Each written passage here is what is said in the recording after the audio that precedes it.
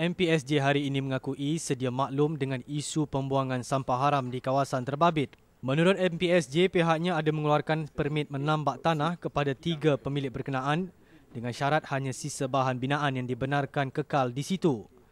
Namun setelah 4 bulan, MPSJ menarik balik permit berkenaan setelah pemiliknya masih melanggar syarat yang dikenakan ke atas mereka.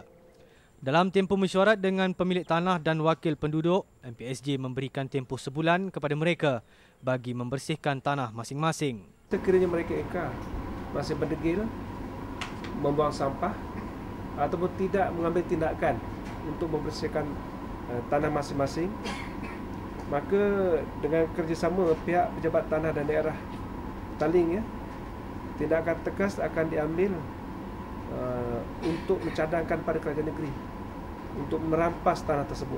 Tambah Dato' Adnan, sebanyak 8 kompaun sudah dikeluarkan ke atas lori-lori yang membuang sampah sarap secara haram di kawasan berkenaan. Namun sehingga kini tiada satu pun bayaran kompaun itu dijelaskan mereka. Ditanya mengenai penglibatan kontraktor Majlis Perbandaran Subang Jaya yang turut dilihat membuang sampah secara haram di situ, ujar beliau tindakan sewajarnya akan diambil.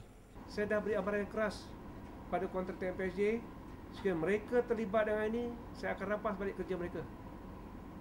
Kita tak akan berlangsung